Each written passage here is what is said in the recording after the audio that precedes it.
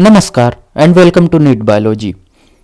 Now हम देखते हैं क्लास 11th एनसीईआरटी का चैप्टर 4 एनिमल किंगडम का पहला फाइलम पोरीफेरा।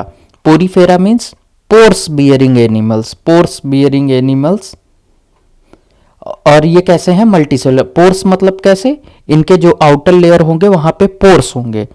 ये यहाँ पे आप डायग्राम में देख सकते हैं, ये पोर्स हैं। इन पोर्स को क्या कहा जाता है? ओस्टिया। ओस्टिया कहा जाता है इन पोर्स को। तो और हम पोरीफेरा को क्या कहते हैं? स्पोंजी कहते हैं। स्पोंजी याद है ना, जो वाटर को एब्जॉर्ब करने वाले सब्सटेंस होते हैं। फिर हम देखते हैं कि ये कैसा है कि पोर्स बियरिंग मल्टीसेलुलर एनिमल है। पोरीफेरा कैसा है? पोर बियरिंग मल्टीसेलुलर एनिमल है। और इनमें क्या है? इनमें कोई ऑर्गन नहीं होते। मल्टीसेलुलर है ना, इनमें ऑर्गन एब्सेंट होते हैं। और इनका लाइक बॉडी ऑर्गेनाइजेशन भी कैसा होगा? सेलुलर लेवल का है, इसलिए इनमें ऑर्गन्स नहीं होंगे। सेलुलर लेवल ऑर्गेनाइजेशन है इनके बॉडी का, इसलिए इनमें ऑर्गन वगैरह नहीं होंगे। ऑर्गन और ऑर्गन सिस्टम वगैरह एब्सेंट होंगे। फिर हम देखते हैं कि इनका जो है मोस्टली इनका हैबिटेट कैसा होता है। मोस्टली ये कहाँ पाए जाते हैं? मैराइन। मैराइन मतलब सॉल्टी वाटर में पाए जाते हैं मोस्टली। फिर क्या देखते हैं हम इनका? ये जनरल कैरेक्टरिस्टिक हैं, इनको थोड़ा ध्यान रखना है, ये फैक्ट बेसिस पे हैं। फिर इनमें एक स्पेशल कैरेक्टरिस्टिक क्या होती है कि ये रीजनरेट कर सकते हैं। अपना जो इनका लॉस्ट पार्ट होगा उसको ये रीजनरेट कर सकते हैं, मतलब इनके पास रीजनरेटिव पावर होगी। और क्यों होती है? क्योंकि इनमें टोटीपोटेंट सेल्स होते हैं जो कि नए बॉडी फॉर्म और नया ऑर्गेनिज्म पूरा फॉर्म कर सकते हैं। तो इनमें कैसे रीजनरेशन होता है? क्योंकि इनमें टोटीपोटेंट सेल्स होते हैं। फिर हम क्या देखते हैं कि इनमें न्यूट्रिशन कैसा है? होलोजोइक होता है। होलोजोइक मतलब न्यूट्रिशन कैसा कि ये कंजप्शन करते हैं किसका? सॉलिड और लिक्विड फूड पार्टिकल का। तो यहां पे आप समझ गए ना, होलोजोइक मतलब consumption of solid and liquid food particles. फिर हम क्या देखते हैं कि इनमें जो है, आपको याद है ना डिप्लोब्लास्टिक और ट्रिप्लोब्लास्टिक। डिप्लोब्लास्टिक में सिर्फ कौन कौन सी जर्म लेयर होंगी? Endoderm and ectoderm. तो पोरीफेरा का कैसा है? डिप्लोब्लास्टिक है। ओनली दो जर्म लेयर पाई जाती हैं। कौन कौन से? एंडोडर्म और एक्टोडर्म। और इनकी सिमेट्री कैसी है? सिमेट्री पता है ना आपको कि जब हम इनके बॉडी पार्ट को डिवाइड करें तो अगर वो दो इक्वल पार्ट में डिवाइड हो रहे हैं कि नहीं हो रहे हैं, तो ये एसिमेट्रिकल होता है। अब हम इनका बॉडी स्ट्रक्चर देख लेते हैं कैसा होता है। बॉडी स्ट्रक्चर ये यूजुअली कैसे होते हैं? सिलेंड्रिकल फॉर्म में होते हैं। ठीक, अब यहाँ पे हम इनका स्ट्रक्चर बनाते हैं। इनके स्ट्रक्चर ध्यान रखिएगा कि किस पार्ट को क्या कहा जाता है, कभी कभी डायग्राम बेसिस पे पूछ सकता है। और फिर हम आगे आपको बताएंगे इनका वाटर फ्लो जो पोर्स के थ्रू होता है, वो भी ध्यान रखिएगा। तो ये जैसा है इनका बॉडी, ये सिलेंड्रिकल फॉर्म में है। और जो आउटर लेयर होगी वहां पे कैसा होगा? पोर्स होंगे। पोर्स दिख रहे हैं। और इनकी पोर्स को क्या कहा जाता है? इनकी पोर्स को ओस्टिया कहा जाता है। और ये जो अपर बड़ा सा माउथ सा दिख रहा है वो क्या है? वो ऑस्कुलम है। ऑस्कुलम जो है ये अपर पार्ट है, दिख रहा है ना। और ये बीच वाला क्या है? ये स्पोंजोसिल है। और क्या कहते हैं इसको? पैरागैस्ट्रिक कैविटी कहते हैं। स्पोंजोसिल और पैरागैस्ट्रिक कैविटी। और जो पोर्स है इसको क्या कहते हैं? ओस्टिया। अब जो है कि हमें जो पोर्स है, ठीक, ओस्टिया के थ्रू ही वाटर इनमें जाए। ये मैराइन है भाई, तो पानी में रहते हैं, तो जो वाटर का फ्लो होगा वो ओस्टिया के थ्रू जाएगा, उसी के थ्रू फूड पार्टिकल्स भी अंदर जाएंगे। तो इनका डायरेक्शन याद रखना है वाटर फ्लो का कि ओस्टिया के थ्रू वाटर फ्लो इनसाइड होता है और ऑस्कुलम के थ्रू आउटसाइड होता है, आउटफ्लो होता है। तो ये ध्यान रखिएगा, ये यूनी डायरेक्शनल जो है इसका मूवमेंट होता है। और ये इनर पैरागैस्ट्रिक कैविटी में जो लाइनिंग है ये कौन सी है, कोआनोसाइट की है, स्पॉन्जोसिल की। अब देखिए यहाँ पे जो वाटर फ्लो हो रहा है वो ओस्टिया के थ्रू होगा और आउटफ्लो निकल जाएगा कैसे, यहाँ पे जो फूड पार्टिकल होंगे वो इंट्रासेलुलर डाइजेशन होगा और जो एक्सक्रेटरी मटेरियल होगा वो आउटफ्लो वाटर के साथ चला जाएगा। तो ये क्वेश्चन आता है कि इनका वाटर फ्लो कहाँ से कहाँ, जैसे आपको ऑप्शन दे सकता है कि ओस्कुलम के फ्रॉम ओस्कुलम टू ओस्टिया और ओस्टिया टू ओस्कुलम, तो ध्यान रखिएगा ओस्टिया टू ओस्कुलम इनका वाटर मूवमेंट होता है, तो ये ध्यान रखिएगा अच्छे से। चलिए अब देखते हैं इनमें डाइजेशन कैसा होता है। डाइजेशन होता है इंट्रासेलुलर, इंट्रासेलुलर और एक्स्ट्रासेलुलर पता है ना, जैसे बड़े ऑर्गेनिज्म में एक्स्ट्रासेलुलर होता है, तो इनमें कैसा होता है, ये सेलुलर लेवल ऑर्गेनाइजेशन है तो इनमें डाइजेशन जाहिर सी बात है इंट्रासेलुलर डाइजेशन होगा। रेस्पिरेटरी कैसा होता है, बाय मीन्स ऑफ डिफ्यूजन। अब हम आगे देखते हैं कि जो एक्सक्रेशन है इनका वो कैसा है, ये वाटर जो एक्वेटिक एनिमल होते हैं वो अमोनिया एक्सक्रीट करते हैं, जैसे हम लोग यूरिया करते हैं तो ये लोग कैसा करते हैं, और अमोनिया के एक्सक्रेशन में बहुत ज़्यादा वाटर चाहिए, तो ये कौन कर सकते हैं, कौन इतना अफोर्ड कर सकता है वाटर, जो जाहिर सी बात है एक्वेटिक में है, तो इनमें एक्सक्रेशन कैसा होगा, अमोनिया होगा। किसकी हेल्प से, वाटर की हेल्प से। और रिप्रोडक्शन देख लेते हैं, रिप्रोडक्शन जो है इनमें एसेक्सुअल और सेक्सुअल दोनों होगा। एसेक्सुअल कैसा होता है, एसेक्सुअल जैसे बडिंग हो गया और फ्रेगमेंटेशन, बताया था ना टोटीपोटेंट सेल होते हैं, तो जब वो ब्रेक हो जाते हैं तो वो नया ऑर्गेनिज्म बना लेते हैं और या तो बड के फॉर्म में होंगे, ठीक। तो एसेक्सुअल कैसे कैसे, बाय मीन्स ऑफ क्या होगा, बडिंग के फॉर्म में होगा या फ्रेगमेंटेशन के फॉर्म में होगा, फ्रेगमेंटेशन मेथड के थ्रू होगा, ठीक। अब इनका सेक्सुअल देख लेते हैं, ये कैसे एनिमल होते हैं, ये हर्माफ्रोडाइट होते हैं। हर्माफ्रोडाइट ध्यान रखिएगा क्या होता है, हर्माफ्रोडाइट मीन्स कि जिन ऑर्गेनिज्म में मेल और फीमेल सेक्स ऑर्गन एक ही ऑर्गेनिज्म में पाया जाएगा उनको हर्माफ्रोडाइट कहते हैं। तो पोरीफेरा कैसे होते हैं, हर्माफ्रोडाइट होते हैं, बट इसका मतलब ये नहीं कि फर्टिलाइजेशन उन्हीं के मेल सेक्स ऑर्गन से और फीमेल सेक्स ऑर्गन से हो जाए, नहीं, वो क्रॉस फर्टिलाइजेशन करते हैं, दूसरे पोरीफेरा का गैमेट मेल का और दूसरे फीमेल गैमेट, दूसरे पोरीफेरा का फीमेल गैमेट ये फर्टिलाइज करेंगे, तो कैसा फर्टिलाइजेशन होगा, क्रॉस फर्टिलाइजेशन होगा, बट दोनों गैमेट जो होंगे इनमें सेमी बॉडी में पाए जाएंगे। और इनका डेवलपमेंट कैसा होता है, डेवलपमेंट इनडायरेक्ट। इनडायरेक्ट डेवलपमेंट का क्या मतलब कि पहले जब वो फर्टिलाइजेशन के बाद फिर ये क्या बनेगा, लार्वा बनेगा, फिर उसके बाद ऑर्गेनिज्म बनेगा। तो इनमें जो है दो टाइप के लार्वा पाए जाते हैं, इनके नाम ध्यान रखिएगा और इनका एग्जाम्पल, तो जैसे कैसे एम्फीब्लास्टुला और पैरेन्काइमुला, ये दो इनके नाम इंपॉर्टेंट हैं, ध्यान रखिएगा। और एम्फीब्लास्टुला का एग्जाम्पल क्या है कि इनकी जो क्लासिफिकेशन है इनके ऑर्गेनिज्म उनके किस में होगा, ल्यूकोसोलेनिया में कैसा होगा एम्फीब्लास्टुला, और साइकोन में कैसा होता है पैरेन्काइमुला।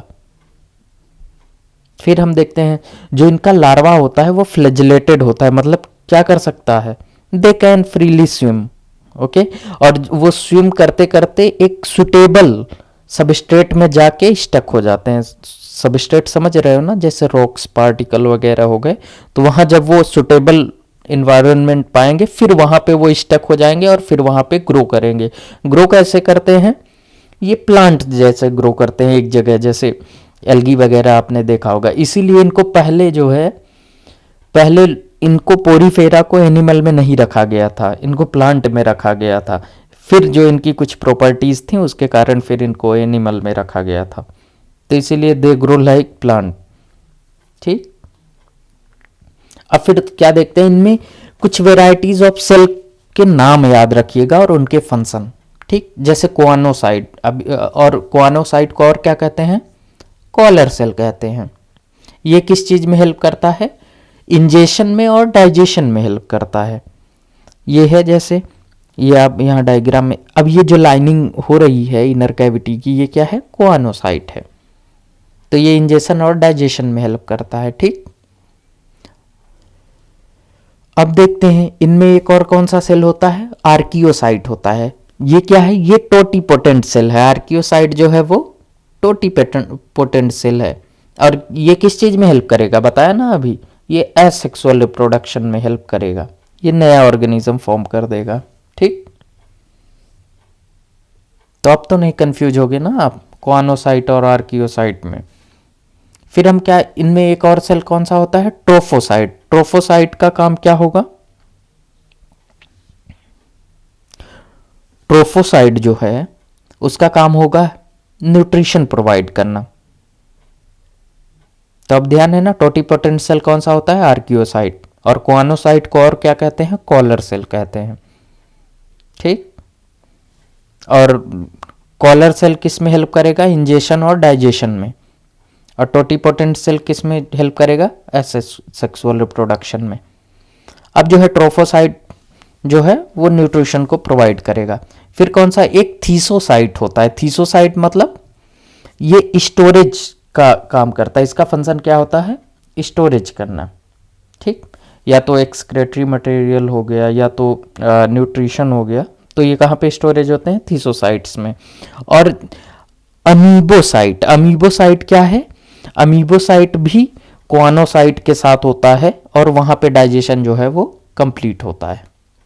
ठीक, फिर हम देखते हैं कैनाल सिस्टम। कैनाल सिस्टम क्या होता है कि वाटर का फ्लो जिसके थ्रू, कैनाल, ठीक, जैसे आप पाइप समझ सकते हो, तो वाटर का फ्लो जहां पे होता है, तो ये किस बेसिस पे है, इसमें डिफरेंट कैनाल सिस्टम, इनकी कॉम्प्लेक्सिटी के बेसिस पे, जो इनके क्लासिफिकेशन है ऑर्गेनिज्म के, वो अलग अलग कॉम्प्लेक्सिटी के हैं।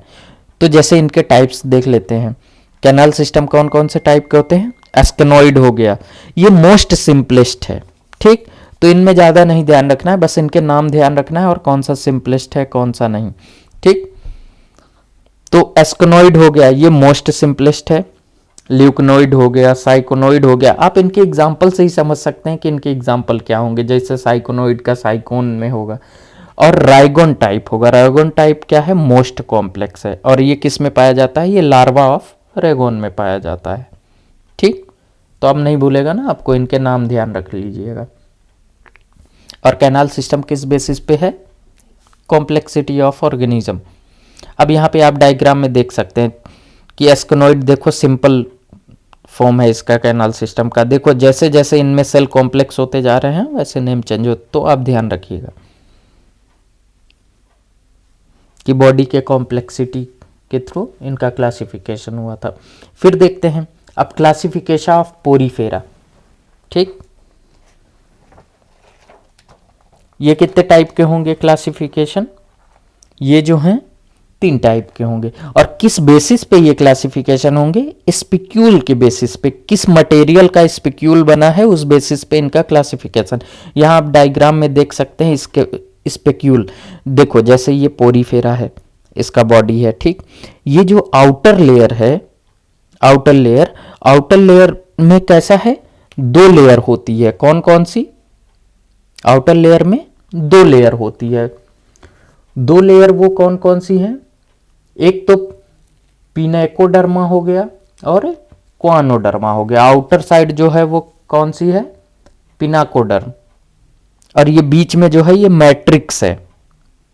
ठीक, तो ये जो पिनाकोडर्म है यहीं पे क्या होता है, इसको और क्या कहते हैं, पिनाकोसाइट।